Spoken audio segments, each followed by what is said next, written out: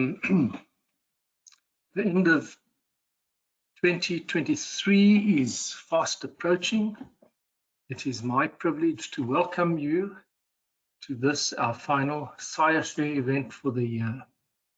I'm Eugene Barnard, your host for the afternoon. Thank you very much for joining us, the regulars and those who have joined for the first time. I believe we have an interesting program for you today. Welcome behind the scenes to Corina Gibson from ECPD and to Marlene van Nieuwenhuizen and Maria Pescini from SAIA. Welcome again, Angelique Pillay, and thank you to our generous sponsors, Duravit. We invite you to post questions or comments in the questions box during the presentations. In session 2, retired Professor Rodney Harbour will be speaking on the legacy of Thomas Crapper. The talk is a rather light-hearted and tongue-in-cheek one, as only Rodney can do it. But first, I am pleased to introduce you to Alan Termershausen, an architect and mentor coach. Alan Termershausen studied architecture in the 1970s at the then University of Port Elizabeth. He has an MBA from Wits Business School, coaching qualifications from Mentors and Business Coaches International, that's in Australia, and from Strengths Institute and Strengths Strategy in the USA. He has extensive and wide-ranging experience in the building industry, in professional consulting, in private sector SMEs,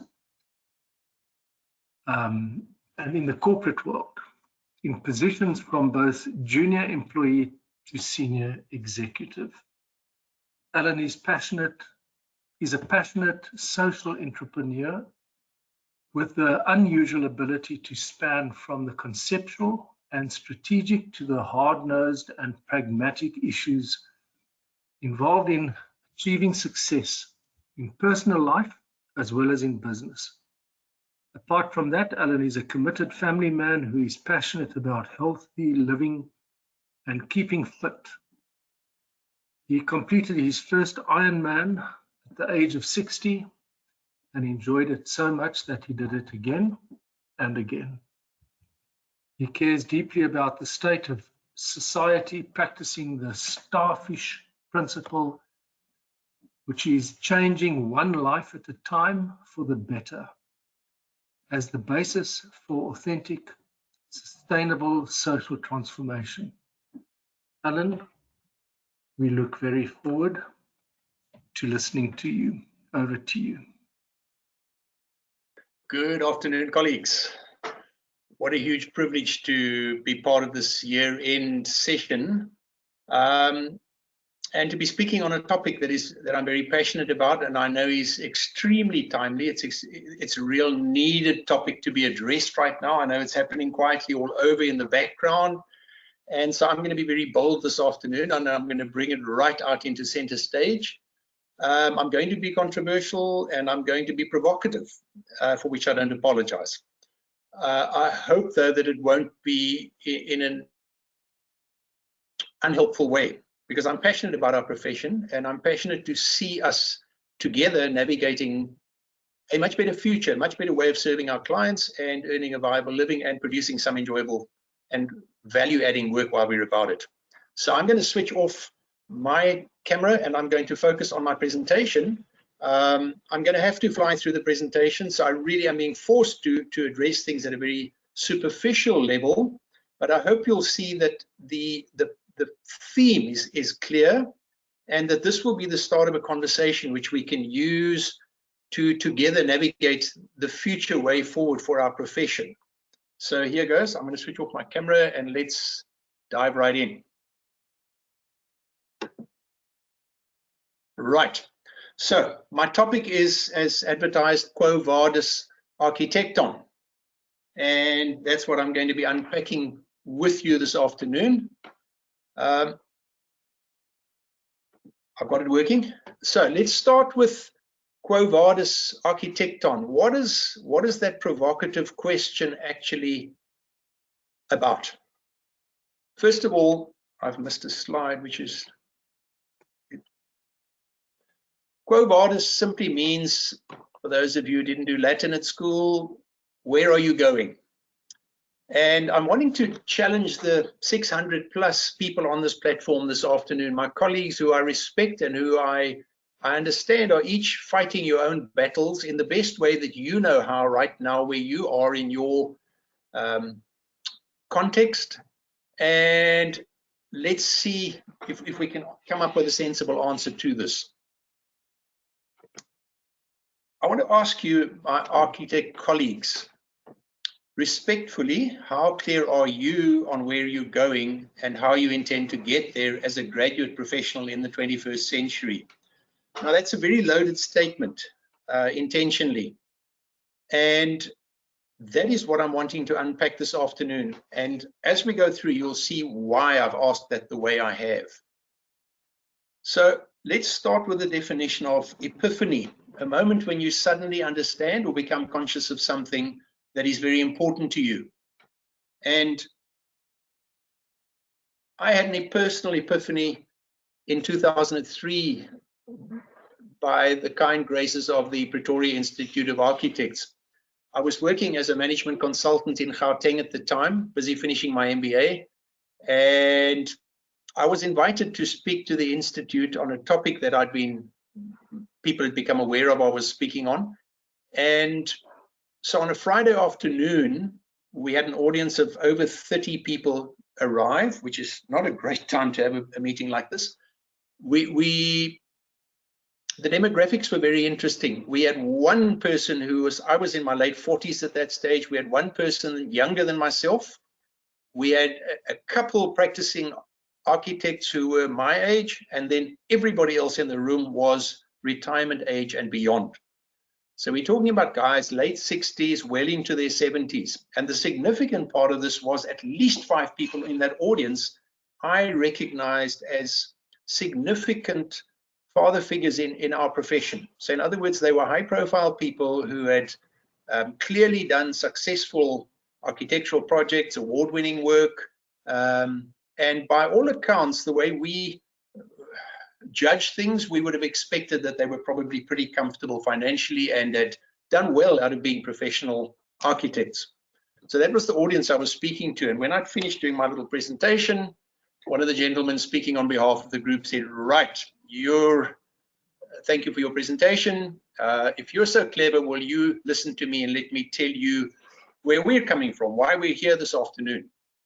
We have been practicing architecture very hard, very diligently for the last 30, 40, 50 years, whatever the period was. And we find ourselves at retirement age. We have not made the transition to operating on computers. We struggle on a building site. We perceive to be old and out of touch. Clients don't want to work with us anymore. Architects don't want to employ us. We're actually unemployable. And the reality is that in the course of our professional careers, we've never earned enough money to get ahead and to put away for our pension. What has happened is every time there's been an upturn, we've managed to make enough money to recover from the last downturn, and then along comes the next downturn. And so here we are, we don't have a pension, we're unemployable. What do you suggest we do? Now, I want to say that for me wasn't like hitting a freight train head on. I had no answer, and I was caught absolutely flat-footed. I had no idea that our industry, these leading elder statesmen in the industry, were in the shape that they were in, and they were facing the challenges that they were. And I had to send them away empty-handed. I could offer them no solace. I had no answers. And it obviously was a shocking experience for me, and that's why I refer to it as an epiphany. That happened 20 years ago, and it was a formative influence in the way I've thought about professional practice ever since. So what I'm going to share with you this afternoon has come out of that epiphany, because I think up till that point I was practicing like many of my colleagues are, and were at that stage too. So let me move on from there. The term architecton that I've used is a Greek term for master builder, and that is a very old term, and it's a very old perception in our industry. It started with a gent called Imhotep, who from the years 2630 to 2611 BC was a leader in Egypt, and he was the architect, the first named architect who was responsible for one of the step pyramids. And he's seen in some circles as the father of architecture. And why I'm quoting him is because he was perceived to be a master builder. That's what architecton meant. That's where our professional title comes from. And the master builder was perceived to be what Ayn Rand portrayed in Howard Rourke, which was obviously a caricature of I'm forgetting his name, the very, very well-known Frank Lloyd Wright.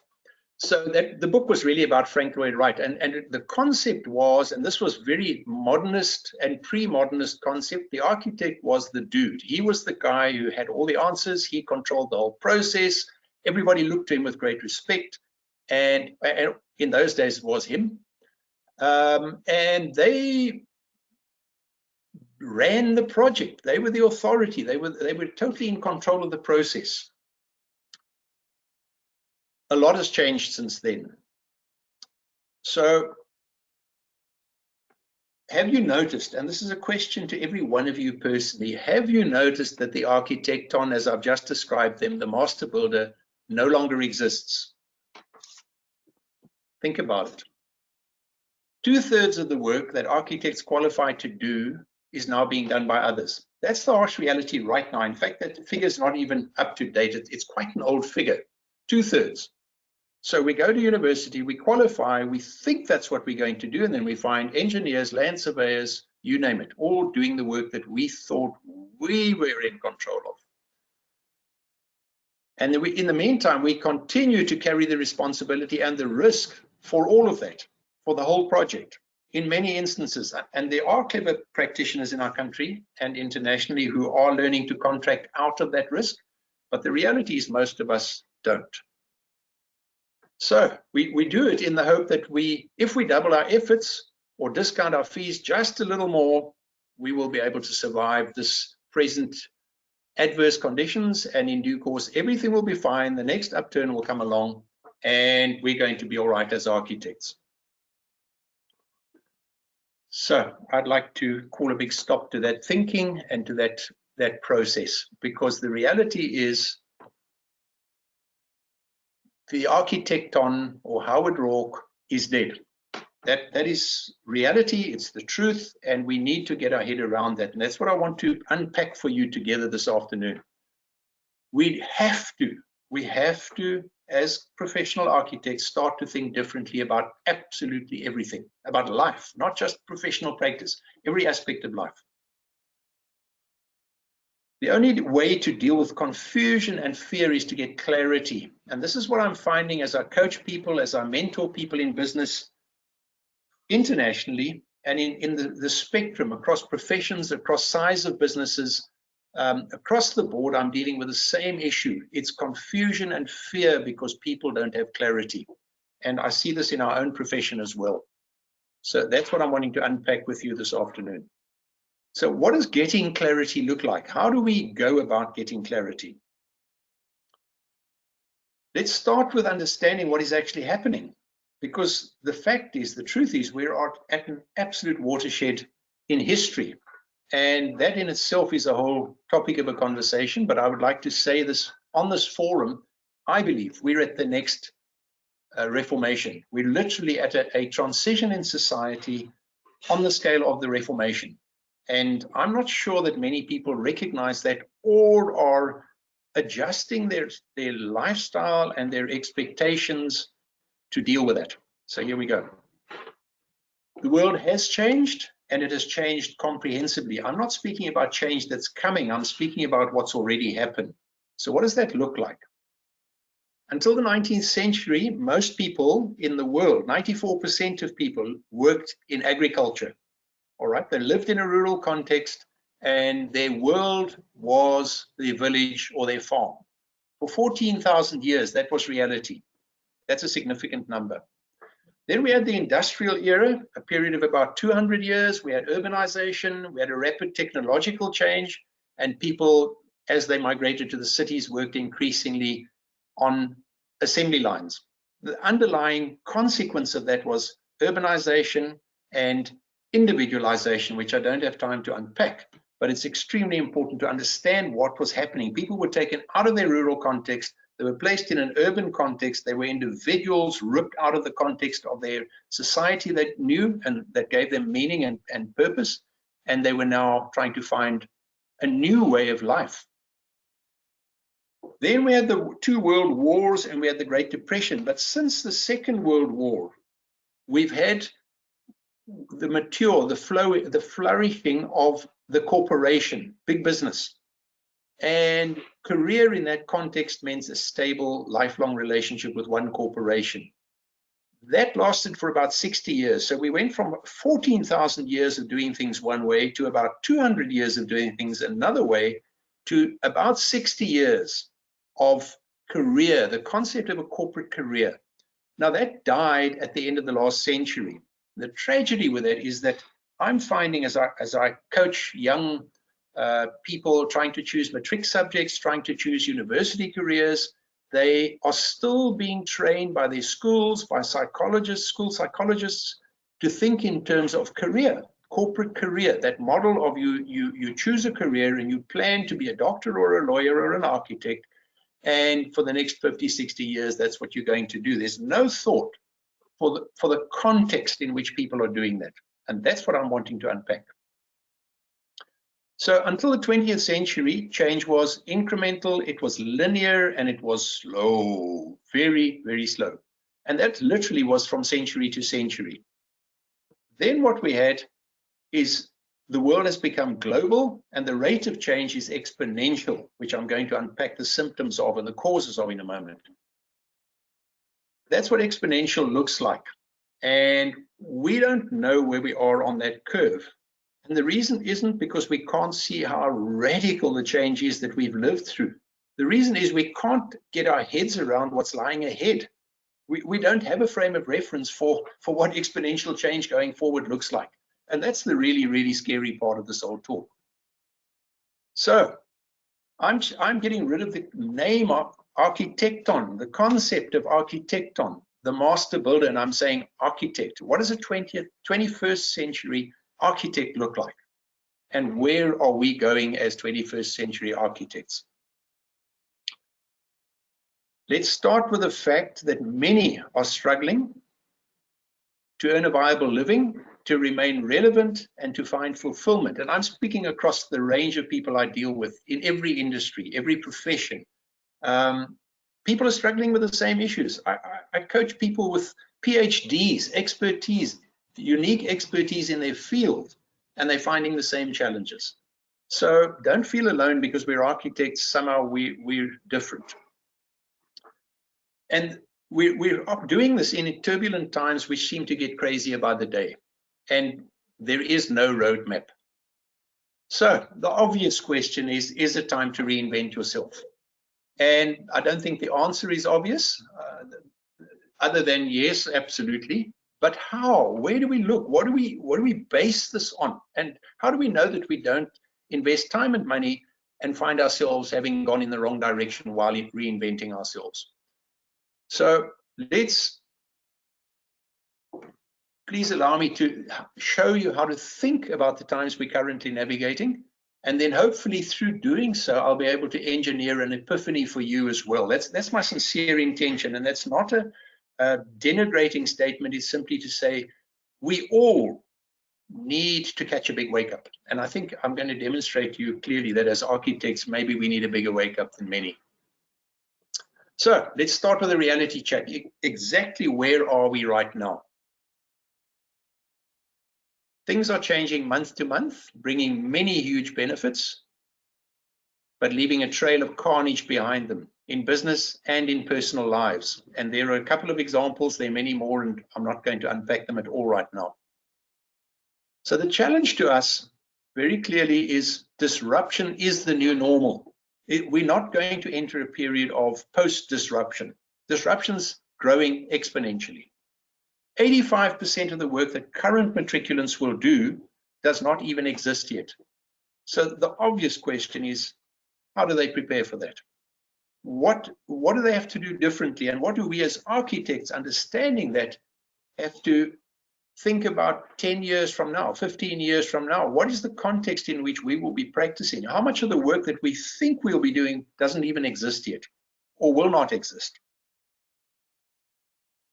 The other thing is we're dealing with growing complexity. Information overload, litigious society, technology, sociology issues, etc. It's crazy. And here's evidence of that. So nowadays, if you go to a competent expert and ask for a reliable strategic forecast, in other words, to predict what the kind of things I'm talking about for the architectural profession, how do we plan the future for our business? They're going to offer you 150 days realistic, reliable view of the future. Beyond that, no competent expert will venture without lots of clauses exonerating from any responsibility. Okay, that's 5 months.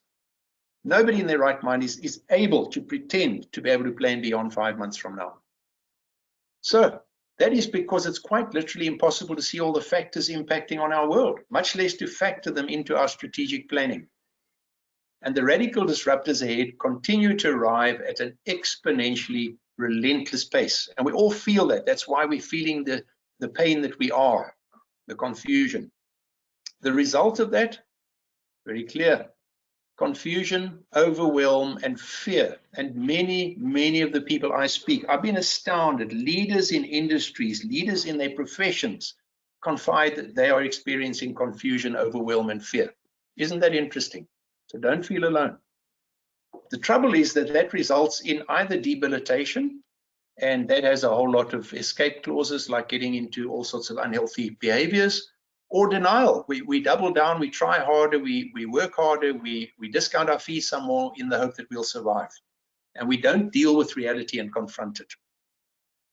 So, Quo Vadis Architect, I remind you of my epiphany that I had 20 years ago. Those guys, those colleagues of ours, did not see the avalanche coming, or they didn't take action in time. I don't know, but the tragedy was that they were high and dry and they had no options. It was too late.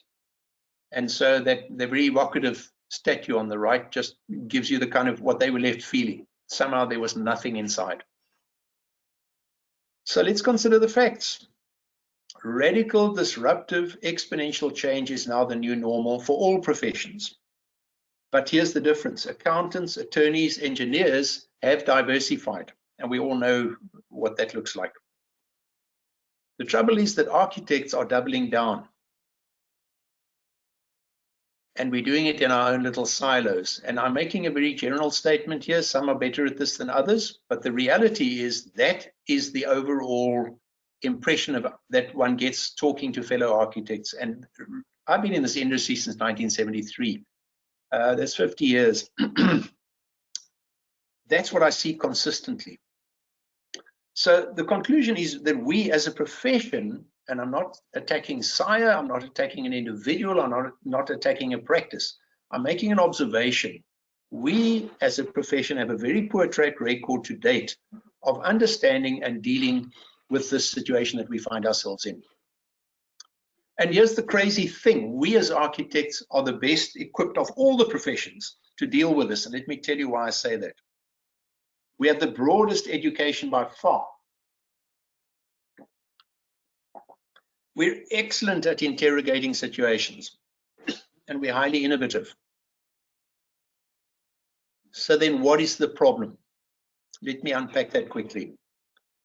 We have the reason why this situation continues is that we have a very poor track record of cooperating. So we call practices collaboratives and all sorts of things like that. But let me just show you the evidence.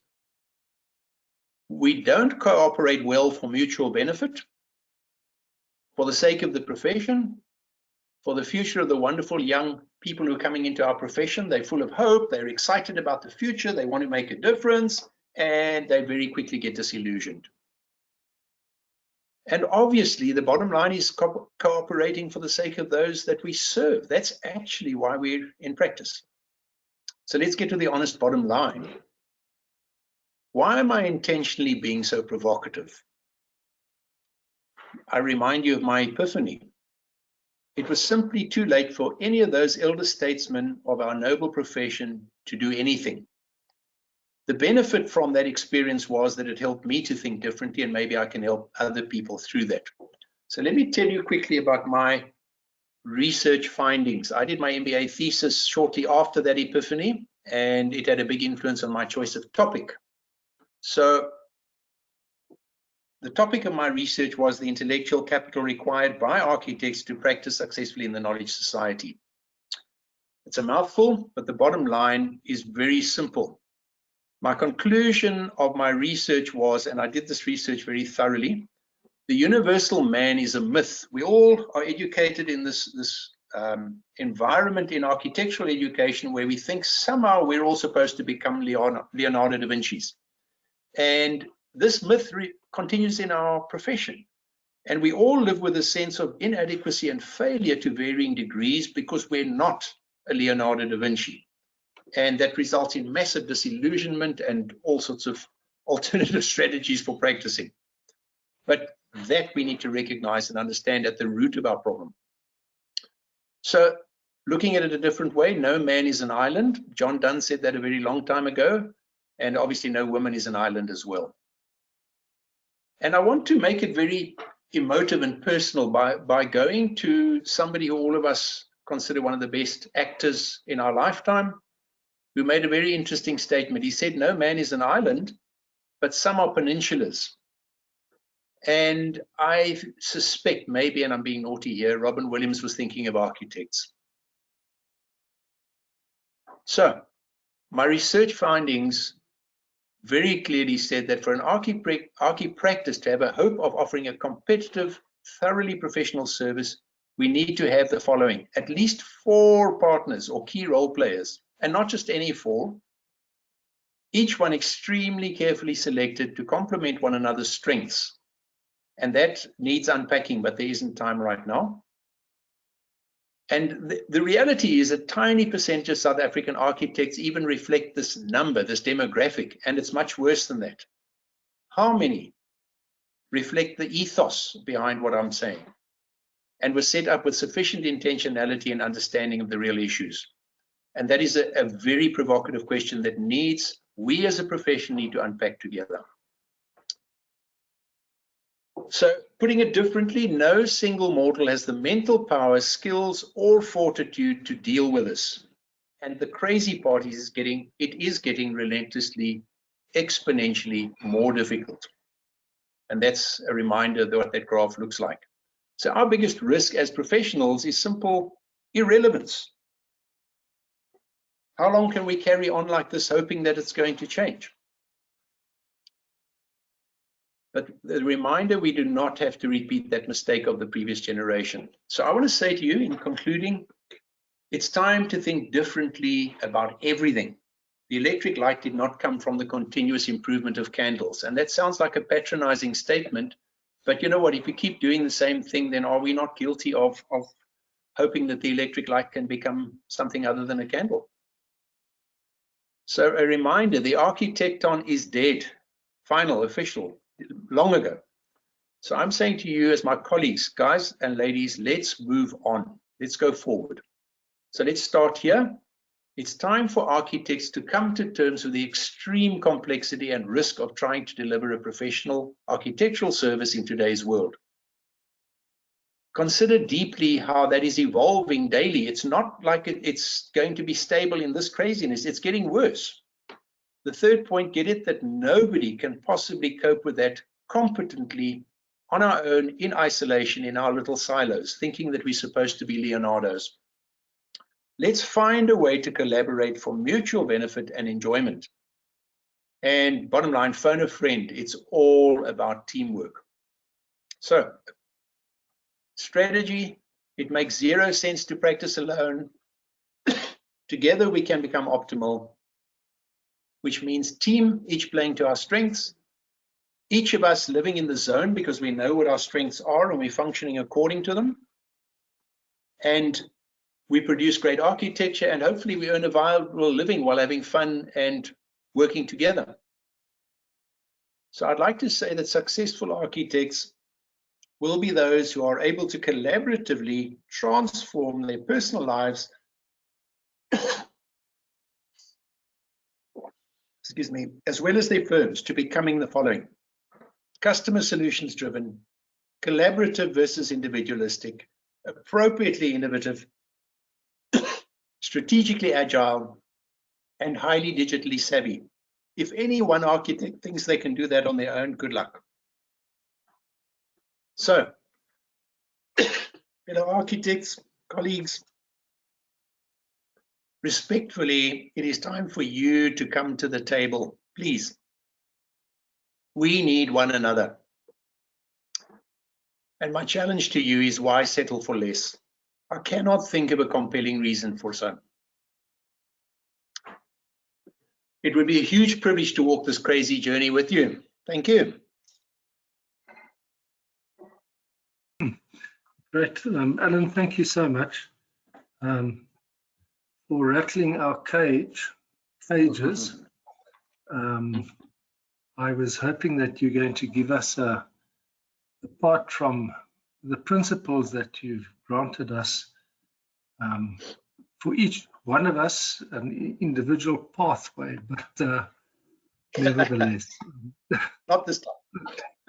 This time. Okay, colleagues. I just want to check, Alan, we have a few minutes, not many minutes, but a few minutes available for some Q&A time. And right, let me just get the ball rolling, Alan. When you speak about collaboration and teamwork, often we think of that as just within the profession. In the experience that you've gained through your research and work you're doing, how would you suggest that, or what does that teamwork look like? Is it multidisciplinary? Is it, how broad is it? Yeah, great. Excellent place to start, Eugene. So if you start from the premise that things are extremely complex, clearly I think it would be silly to limit ourselves to what we understand an architect to be. And I'm deliberately saying it that way because, you know what, the role of an architect and the skills of an architect have had to evolve massively. We've talked for many years about specialization. What we now, I believe, are seeing more and more is it's all blurring. So the role of an architect, the role of an engineer, the role of an IT person, the role of an HR person, all of them are blurring on various levels. That's the one side of it. Excuse me. The other side of it is that you have very sophisticated tools nowadays for understanding each individual, what we can bring. So when I practice, and I want to give a very practical example of this, when I practiced with Al Stratford, he used to frustrate me and embarrass me enormously. Al's listening, so I know he's hearing what I'm saying. Al is a brilliant designer, and I'm not. I can design, but I'm not on the level that Al is. So I would wrestle with something for 3 days. Eventually, Al would come along and say, "What's the matter? Let me have a look." And in 10 minutes, he would give me 3 better solutions than I'd come along for, that I'd achieved in 3 days. Now, I can be offended, which I was at that stage because I felt stupid.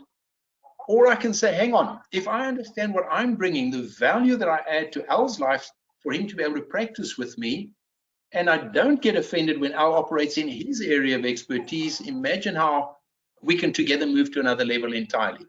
And so that's what I'm saying. Short answer, it's both. It's architects learning to play to our strengths and to draw on all that's available to us in order to together find a far more agile, blended way of hitting this moving target that's moving away from us most of the time. Right. Oh, I'm just going to no, thank you for that. Let me just rush through these comments that have come through. We probably won't have time to discuss them, but it would be interesting. Thank you, Daniel, for your comments. Daniel is 58 years old now. He says he sees himself working until he's 80. But there's time, Daniel. And then also made the comment that SAICAP, it would be great if SAICAP could start a pension fund. If mechanics can have a pension fund, why don't we? Thank you, Dimitar Dobrev. Yes, long ago I noticed we are more like specifiers. Niels Kutsia, architects do not register. Let's see, architects do not register with NHBRC and have a barcode as they are not getting correct qualifications from NHBRC. Niels, thank you for that. Now, if a dwelling design falls down within the scope of SANS 10400, an engineer must still sign as a competent person. You're suggesting that we are, in a sense, sidelined there. Niels, thank you. I wish we had more time. Quentin James, Dewar, hello. Is the app called GoTo? Quentin, I hope you came right. You came right, don't worry. Great. Another comment from Niels. Local authorities not confirming SAICAP registrations. Okay, Niels, that's a specific topic. Quentin James again. Quentin James. He just had a technical issue. We've sorted him out, so don't worry about this. No problem. Aletta Bredenkamp, thank you, Aletta, for your comment requiring a follow-up workshop. Dimitar again. He says that he's come to similar conclusion as yours a few years ago and have been attempting to diversify for the last year or two. Your strategy is spot on. Steve Archer, thank you. Extremely insightful. Nadia could see us, so true. We need to adapt. Alan says, Sonia, thanks for such a motivational talk. Really makes one think. That's Sonia Alexander. Roger Kerr, do you have any examples of local or international firms that fit this description? We're going to have to, I don't know whether you can give one word answer to that, but I'm sure there are. Yes, I'm not aware of one. Okay, but there are Roger. There are. I think, Eugene, may I just comment on that very briefly? Yes. I think there are practices who are trying very sincerely, and I think of Architects Collaborative in Durban, who tried many years ago and succeeded to a level on that. But what I'm talking about is we as a profession need to move to another level entirely in terms of how we understand cooperation and collaboration. And it might not be partnership. It might actually be a different entity completely. Right. I'm going to acknowledge, without reading the comments, acknowledge Christo Heckritz's comment, Les Abbott, Peniel Martin, really enjoyed your talk. Thanks, Peniel. Ibrahim Mulaji, why don't we have a more structured profession that builds upon apprenticeship like Michelangelo had in Italy? Thanks for that, Ibrahim. Tirunavelli Pillay, how do we deal with people having two lives and need to have two jobs because we live for 90 years now? Very true. Elizabeth Janssen van Rensburg, thanks, joined late but can really benefit from a follow-up. Maybe Johan Snyman, how do we unpack South African opportunities collaboratively? Dimitra again. Alan, just a question. If anyone does want to contact you, I know that you live in East London. If they want to, how do they contact you? Eugene, I think probably easiest if Karina just posts the details on the somewhere on the forum. Okay, just the email address then, and so colleagues, thank you. And once again, Alan, I thank you sincerely. it's time now for us to just have an opportunity to look at some lovely pictures again from our sponsors, Duravit, who have very graciously sponsored the past few events. So after that, we'll go straight into Rodney Harbour's presentation.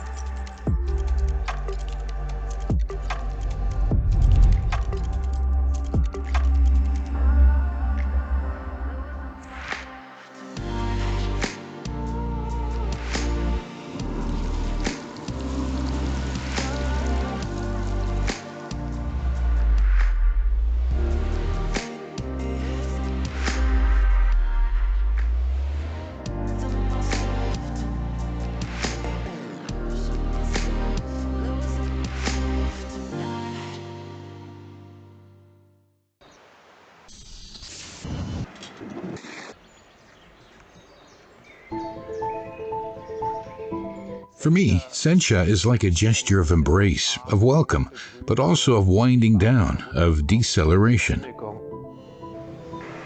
Because design is about the senses. It's all about feeling, seeing, tasting, perceiving, and I think we've succeeded very well with Sencha.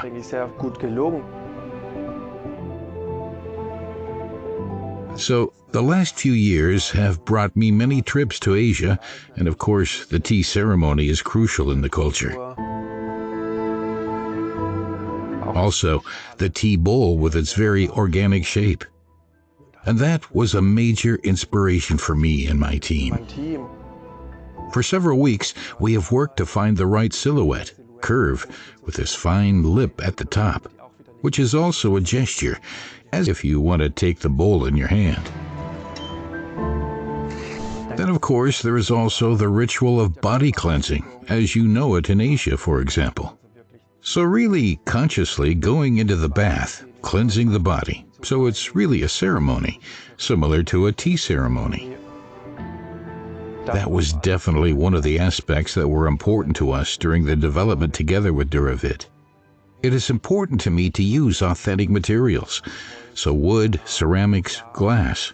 In this case, also a structured glass that plays with lights and shadow, with reflections, because this authenticity, I think, is part of the harmony of the whole creation of this bathroom. And I think Sencha can be interpreted individually. As a designer, I provide the stage, of course, but how you ultimately dance on it is up to you.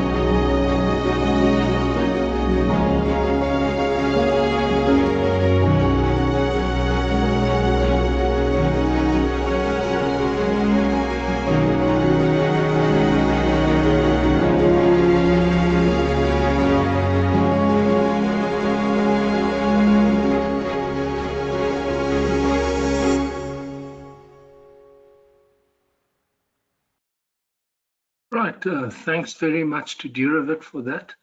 Corina, I see there's a question that came through as to where the details that you may be posting can be viewed. Is it in a chat box? Maybe you can just We answer. do keep the chat private as per the International Copy Act. Okay, great. I'm just wondering the details that Alan may want to post, but maybe they can contact you if they need the details then. Colleagues, I'm privileged to introduce you now to our next presenter, Rodney Harbour, and I'm sure that the name rings a bell. Rodney Harbour is a retired professor from UKZN, where he taught architecture, planning and housing.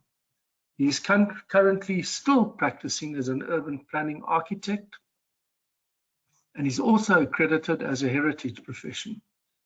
He has travelled extensively, having served on the Council of the AUA and the UNESCO UIA Validation Council.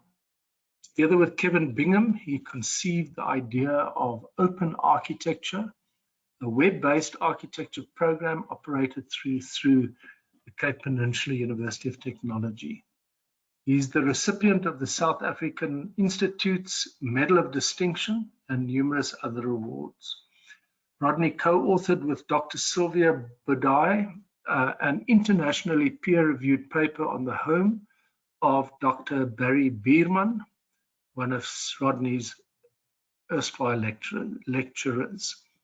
Together with his colleague Kirk White, he has just unearthed a house in Pietermaritzburg designed by Pancho Geddes when Pancho was still a student at Wits. Rodney is married to Roz. They have 3 daughters. He describes himself as having 1 operating eye, 2 battery-operated ears, and is permanently triangulated with a stick. Rodney offered to do this presentation as an entertaining conclusion to the 2023 SAIAshare program. I invite you to buckle up and enjoy this maybe risky presentation on a not too often discussed topic. Rodney, as an octogenarian, rich in experience, you have earned the right to address the topic of your choice. We look forward to listening to you. Over to you, Rodney. Thank you, Eugene. My talk isn't going to be as serious as the predecessing one. I'm talking about an everyday function and the legacy of Thomas Crapper. Thomas Crapper was an English sanitary engineer at the beginning of last century, and he produced a range of sanitary fittings with his name prominently embossed on them.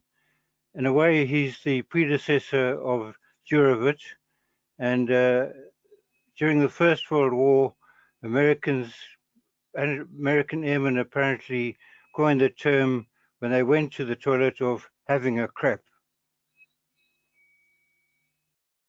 Right. Now I'm going to start with an island on the Maldives Islands. I went there on my way back from Australia once as a diversion, and decided to. All the people on the plane were smearing suntan oil all over themselves, and I decided to go to the mainland and apply to go to an Islamic island. I had to pass a small test and pay an amount, and on a certain day I went to the wharf and waited for Chief Tukumani of the island of Guli to come and fetch me. I was accompanied by an Iranian princess, but I won't talk about her, else I'd need another hour. But her fate was another interesting story. After we just sailed into the blue, every now and then he would shout, "Kansab, get up the mast and tell us the way, man." And he would sort of wave his hands. There were no instruments at all. And round about sunset, we arrived at this little bay in the south here. and everybody on the boat had sarongs and were barefoot.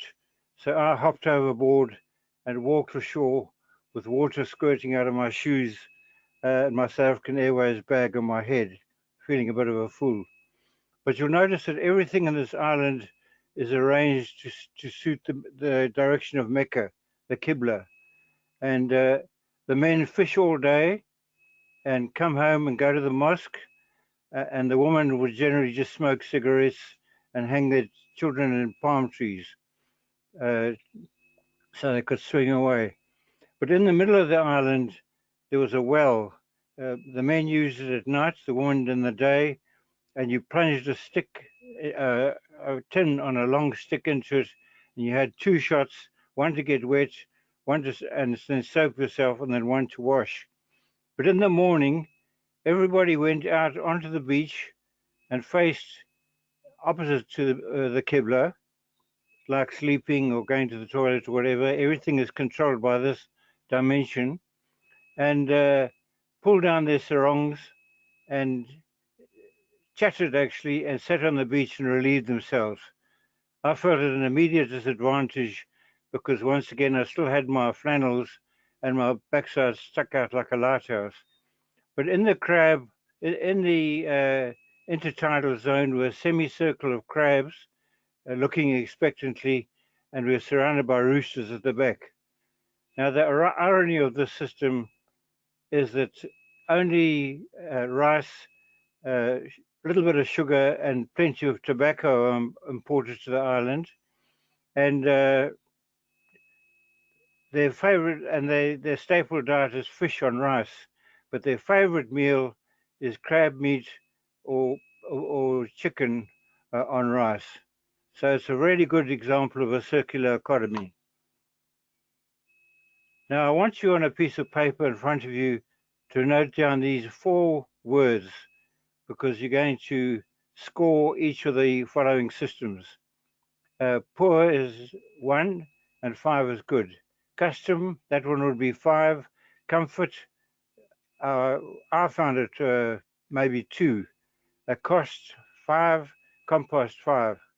Why I say comfort 2, because my last accreditation visit was to a school in Istanbul, and they only had Islamic toilets, and I got down, relieved myself, and couldn't get up again. So I had to fall forward onto my hands and crawl across the floor and pull myself up on my trousers, which were fortunately hanging on a peg behind the door. Now, we're going to deal with the different systems of sewage disposal, off-site, on-site, and wet and dry. And we're going to start with off-site. This is the sort of typical thing you have at music festivals where they have chemical toilets and they take everything away, or even in older cities like Durban at the time, a bucket system, which was unpopular because of smells and flies. Now, I was brought up in a farm, and once a year they would have a dance at the local hotel, and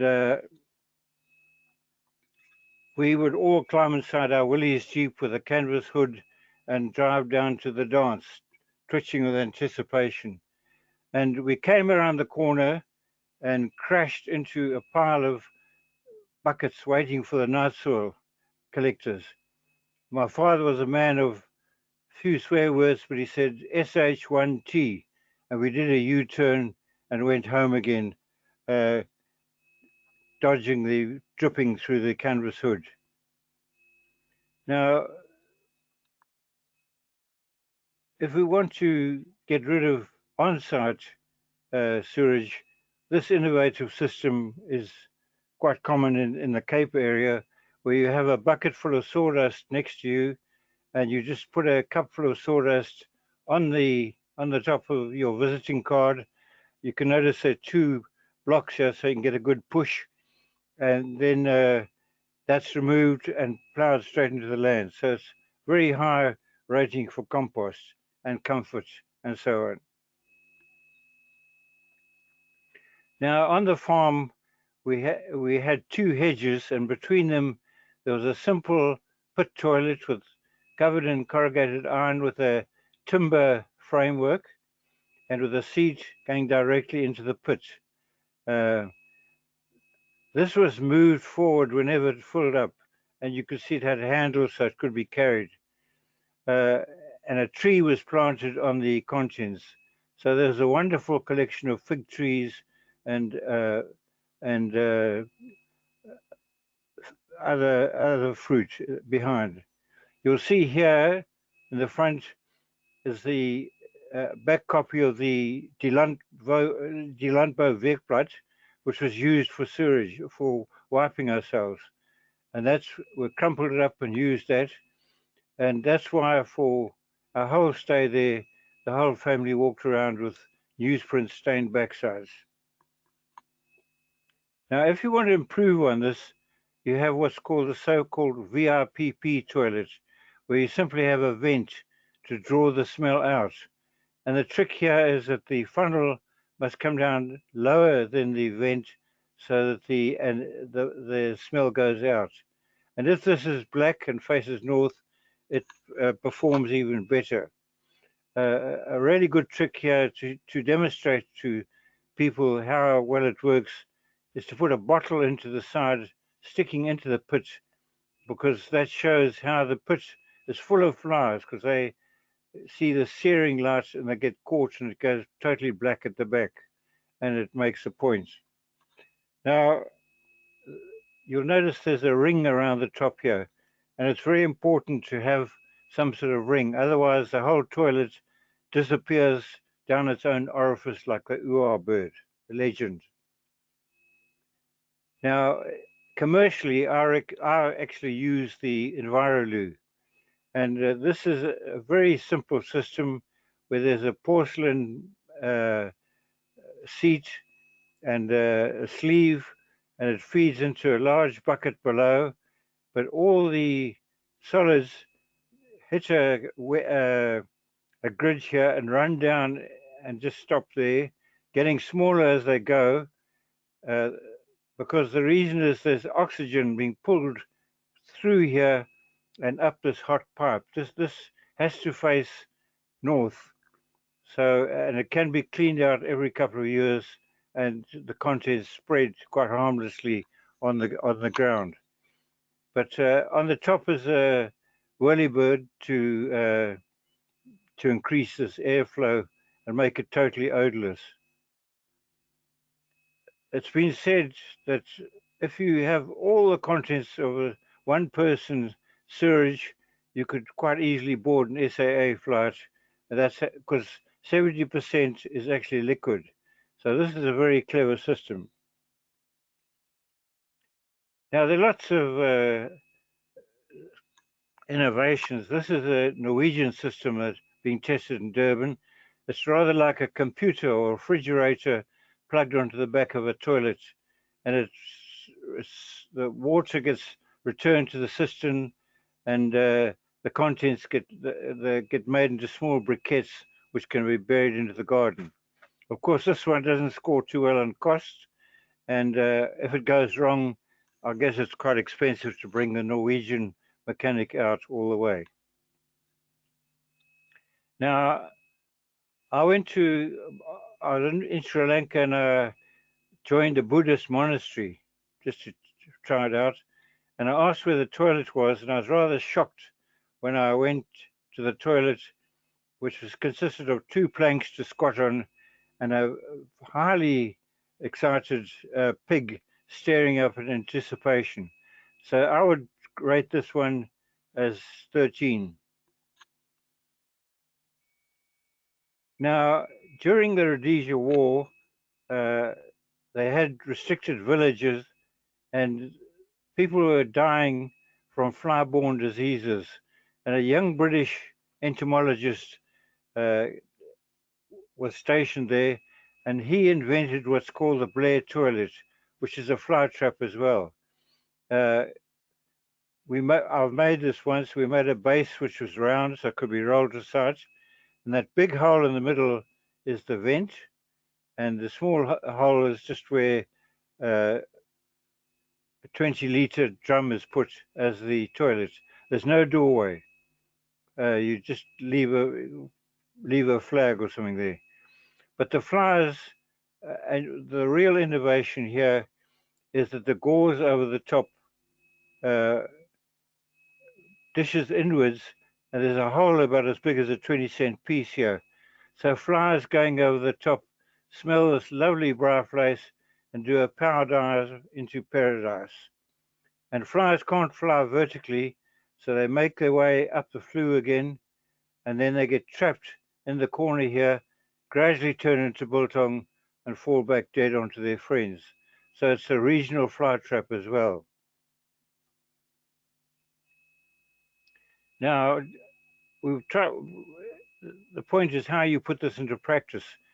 We were called down once to Port St. John's, where the beach toilets were in a state of ruin. The roof had been stolen, the doors had been stolen, the windows, and the cistern was running, but the locals were using it to store crayfish to keep them nice and fresh to sell for tourists. So it was dysfunctional. And we devised this toilet system here. This is, you can see men and women are separate. All the cubicles are in a row. They have a curved roof on them because you can't steal a curved roof without getting caught. The door is useless because it's short. In fact, it's even got holes or slots in it, so you can't see in, but you can see out. So this is what my Indian clients always say: you can't make rudeness in the toilets. This is the men's bit here. They both got showers. And this is urinal because men like urinating against walls anyway. And the showers are used to flush the urinal. And there's a large thermal chimney at the back with a Blair fly trap at the top, covered by plastic to stop water coming down. The last time I was there, they were still operating, and they've been there for 30 years, and they've never been emptied out. Now, I was teaching in Bhopal in India once at the National University of Science and Technology, which sounds very fashionable, staying in the staff quarters, and I got a shock when I went out into my little ensuite in the morning. The floor was terrazzo, and there was a hole in it as big as about 200 millimeters in diameter with a cold water tap over the top and a plastic beaker next to it. And I didn't quite know what to do with the toothbrush in my mouth. But anyway, the temperature outside was only 5 degrees, so I soon learned. And this is the waterborne sewage system, is the next one in the quadrant. And this feeds down through a labyrinth of pipes and manhole covers are stolen, and pumps where electricity isn't working. And so you get very cruel social jibes on social media about special places like Durban, my hometown. Now, there is a very interesting low flush toilet which I've used a lot called the HS toilet. And this flushes with 1.5 liters of water, but it's rather a complex trap on the bottom, which is spring loaded. But the beauty of this one is it's actually directly over the septic tank. So you can have a very small soak pit. And on one recently we did a museum, and the geotech engineers said it would cost 40,000 Rand for the soak away. Anyway, I just stacked 4 tires vertically and buried them and fed straight into it, and I haven't heard anything since. I'm very pleased to hear that our sponsors, Duravit, have got next year, they promised us a flushable toilet for only 3 liters, fully flushable, because I think that'll make an incredible difference to the water that's used. When one considers that 70% of the water goes down the sewer. Oh, sorry, wrong one. Now, other solutions are the small bore sewer, but you have to have a retention tank in the garden where the primary process takes place, and then it feeds into a plastic pipe. It's 200 millimeters in diameter, but it's got a grid over it. And the beauty of this is if you flush an army boot down, it stops right in your own yard and you have to clean it out. It's fully vented, of course, and these pipes can go out of the ground, and ideally they go to places like golf courses and feed underground and keep the golf course green. That's why I don't play golf anymore. But countries like Malawi use this quite extensively.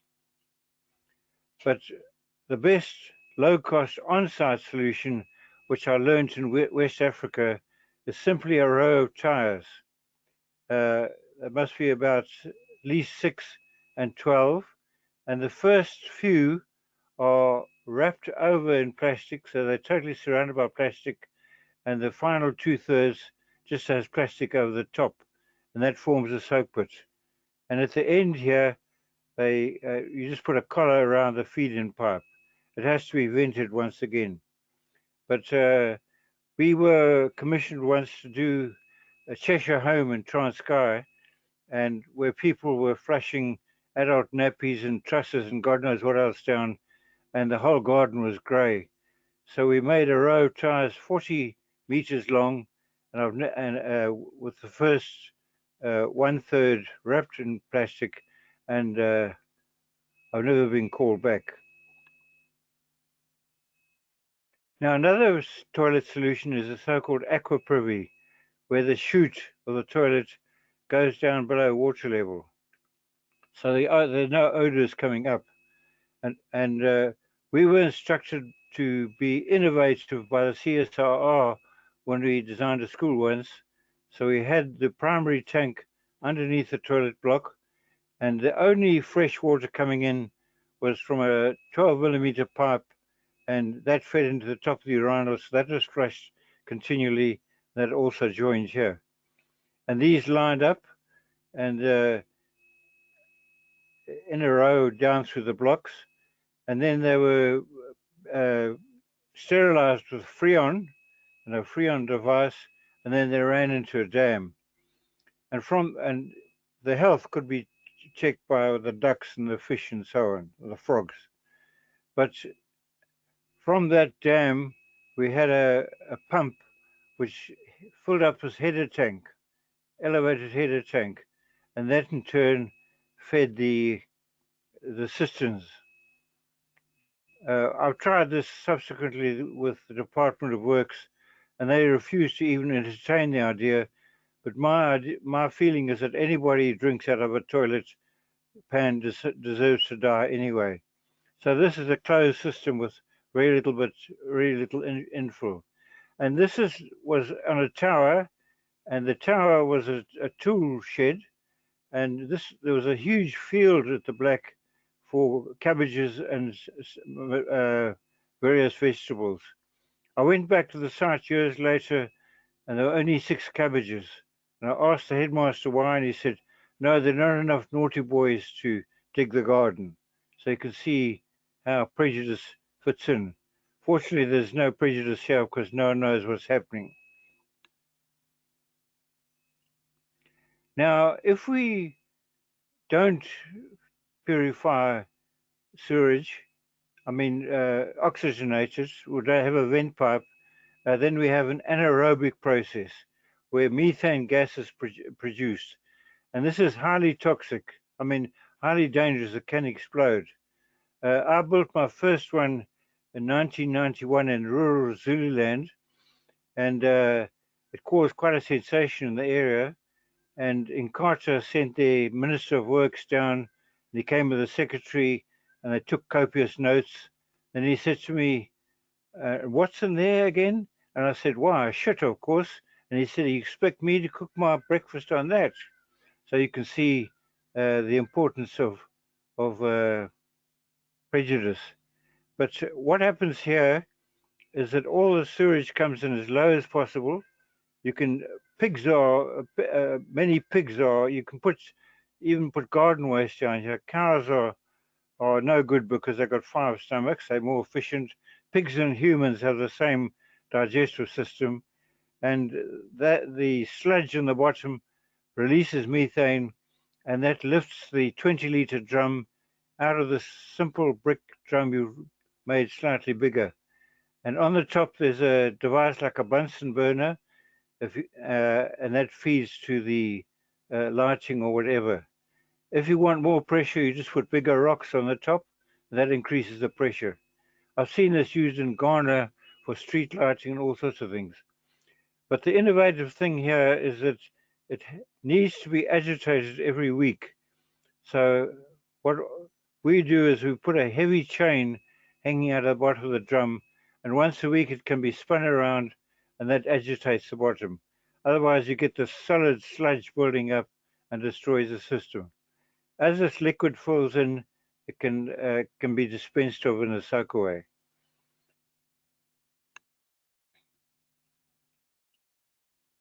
Now I'm going to end with the Luwatt system.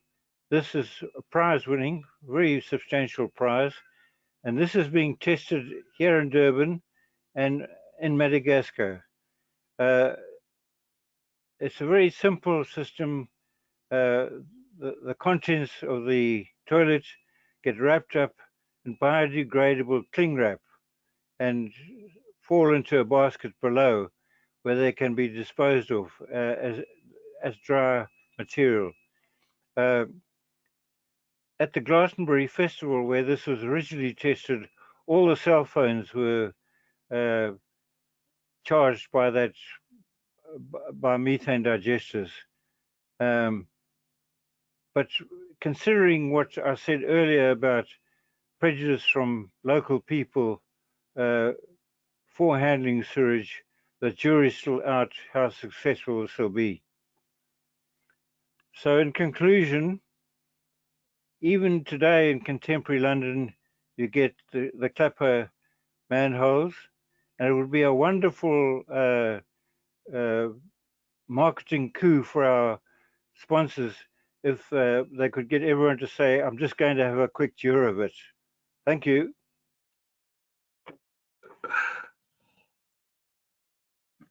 Thank you. Thank you very, very much, Rodney, for that a humorous but very, very informative presentation. I love the sketches. Were you did you do many of those sketches, or who did the sketches for you, Rodney? No, I've got a computer. It's called a Lamy pen, and the sketches were done with that. And I'm partially sighted, so excuse the blurs. But anyway. Correct. Look, Rodney, I'm just going to run through some of the comments. We regrettably don't have much time left, so let's just get. Let's see where we can start here. See.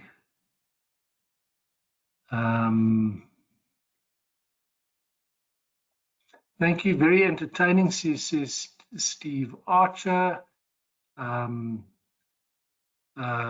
Mulu Bodwa Noah says, thanks, Rodney. Someone recognized one of your previous students, Tiruna Valley Pillay, says, I have had the privilege to be taught by Mr. Harbour. So lovely to hear you again. Vivian Hopp says, thank you very much. It's just Steve Archer, thank you, very interesting. Henry Payne, fabulous, Rodney. And Nicolette Cronier, excellent both presentations. Thank you, Nicolette. Dimitra Dobrev, thanks, Rodney. Learn new things today. Michael Blumik, Rodney, you're a legend. And I'm sure that many echo that one. Barbara says, dearest Rodney, we have learned so much from you. Wish Bill Gates could follow you when researching the most effective toilets. For Neil Martin, very entertaining, well done. Thanks, Rodney, says Inga Prinsloo. Nadia could see us, says, wow, who knew there were so many ways to get rid of foul sewer? Thanks, Nadia. Alette Bredenkamp, are the sketches available somewhere? I would like to study them in detail. Aletta, the presentation will be available in a few weeks' time. You can just contact Corina, so you'll be able to. Corina can send sketches. I mean, send them to people if she wants to. Okay, great. So just copywriters. Thank you. Copyright. Great. Thanks. Appropriate technology. Okay, Christo, that was good humor. Rian van der Berg, I thought your sketches were fantastic. Ivona, very interesting idea, says a letter. Elizabeth Janssen van Rensburg, love the presentation sketches. Charles was part of the original Open Architecture student group, met Rodney in the first lecture. Lunga says, what a presentation, quite informative. Georgina Garrity, thank you, Rodney. Louis says, thank you. Athel, very interesting and beautiful presented. Gerrit Jordan, most exquisite, talking crap. Great presentation and nice sketches. That's great. I like that one. Can I just say, colleagues, this is a bit of an outlier for SAIAshare, but obviously thoroughly appreciated. Ken Lever, thanks for your comment. Look, the guys are being very humorous as well. Patrick Cullinan, Culligan, Nadia, Cameron, Mahir, Monica, Naresh Singh. Colleagues, thank you very much for those very kind comments, and I'm sure that Rodney understands and accepts your appreciation. So I'm going to now just see how I can resuscitate my script. Rodney, thank you very much. You can switch your camera off. We'll be in contact. Colleagues, that brings us to the end of another SAIAshare event and to the end of 2023 SAIAshare. Please stay online just for another few minutes so as we look at what lies ahead for us next year. We trust you have enjoyed the afternoon with us. Thanks once again very much to both Alan and Rodney for their provocative talks. Thanks again to our gracious sponsors, Duravit, for making this free event possible. As already mentioned, SAIAshare carries a category 1 CPD value of 0.1. For those of you who have attended 10 of the events this year, you will have earned a 1 value for the year. We invite you to join us again on the first Friday of February 2024. Please note, not January. Most of us will probably still be on holiday on the first Friday of January. So it's the first Friday of February. We will be presenting two very interesting topics by an all-female cast, Ulrita Groenewald and Susanne Marie Oret. Their topic intrigues me, mall magic, how the design of a mall tricks our senses into spending more time and more money. So do join us for that. And then Dr. Edna Perez will be speaking on a topic which she knows very well, a subject that is guaranteed to fascinate and inspire you, the Coromandel Chronicles. We look forward to seeing you in February 2024. The year is about to end. You may be wondering what happened to this year. Did I achieve anything? Once again, we lean on Charlie Mackesy to provide us with some perspective. One day, you will look back and realize how hard it was and just how well you did. We wish you a blessed and restful festive season and the very best for 2024. Do keep well. Bye-bye.